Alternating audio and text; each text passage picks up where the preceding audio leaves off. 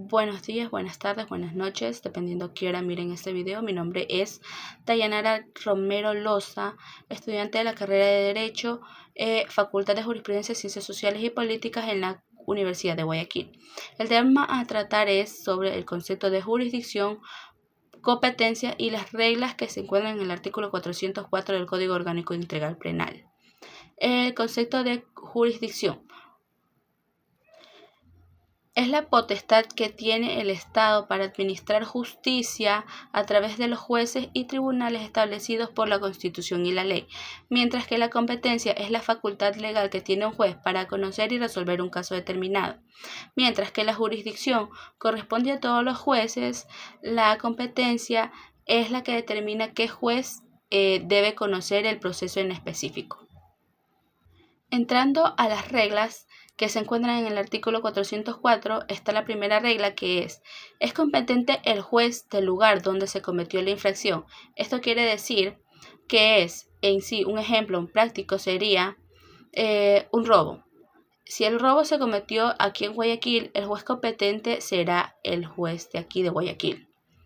Como segunda regla tenemos que si la infracción se cometió en un lugar y se consumó en otro, será competente cualquiera de los jueces de ese lugar. Pero, como un ejemplo práctico sería, si un secuestro ocurrió en Guayaquil, pero se consuma en Durán, el juez competente será el juez de Durán. Esa es en la segunda regla. En la tercera regla, según indica el artículo 404, dice: cuando no es posible determinar el lugar de la comisión de la infracción o ésta se ha cometido en circunscripciones territoriales distintas o inciertas, será competente la o el juzgador del lugar en el que la persona es aprehendida o detenida, del lugar del domicilio de la persona procesada, aunque se encuentre prófuga, y de la capital de la República si no es posible determinar el domicilio. Como ejemplo de esa regla del numeral 3 está, como ejemplo podemos decir que sería una delincuencia delictiva organizada de transporte de drogas, o sea, transporta drogas de Esmeraldas aquí a Guayaquil. La conducta delictiva ocurrió en varios lugares, o sea, cualquiera de los jueces competentes de estos territorios podrá conocer la causa. Como cuarta regla tenemos que si no se conoce el lugar donde ocurrió la infracción, será competente el juez del lugar donde fue aprehendido el procesado o donde se inició la investigación. Como ejemplo tenemos que la policía detiene en Quito a una persona buscada por un delito cuya ubicación exacta todavía no se desconoce.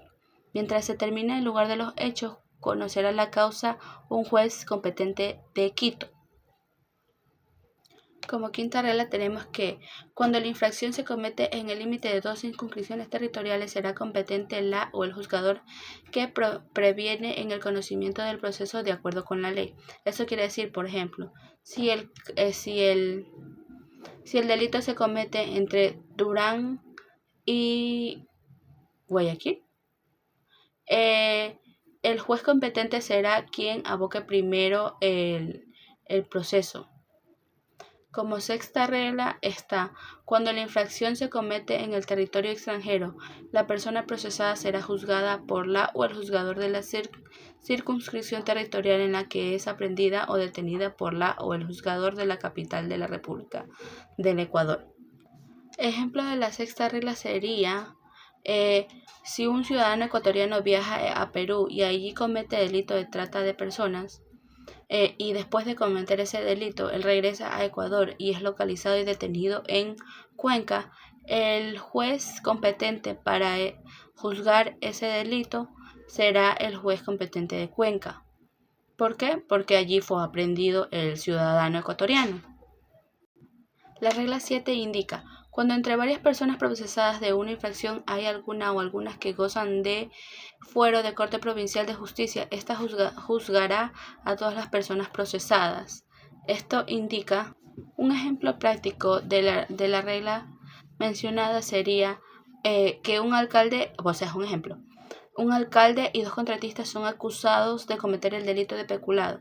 Como el alcalde goza de fuero de Corte Provincial de Justicia, no se realizarán juicios separados. La Corte Provincial de Justicia conocerá el caso y juzgará tanto al alcalde como a los demás procesados.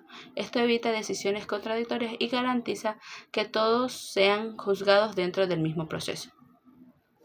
La regla 8 indica, cuando entre varias personas procesadas de una infracción hay alguna o algunas que gozan de fuero de Corte Nacional de Justicia, esta juzgará a todas las personas procesadas. El ejemplo indica, vuelvo a decirlo, perdón.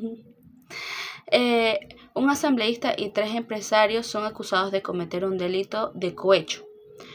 Como el asambleísta goza de fuero ante la Corte Nacional de Justicia, esta será la autoridad competente para juzgar no solo al asambleísta, sino también a los demás procesados.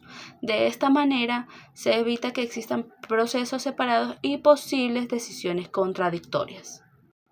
La regla 9 indica, si entre varias personas procesadas por una misma infracción hay alguna o algunos que gocen de fuero de Corte Nacional y otras de Corte Provincial de Justicia, serán competente la Corte Nacional de Justicia.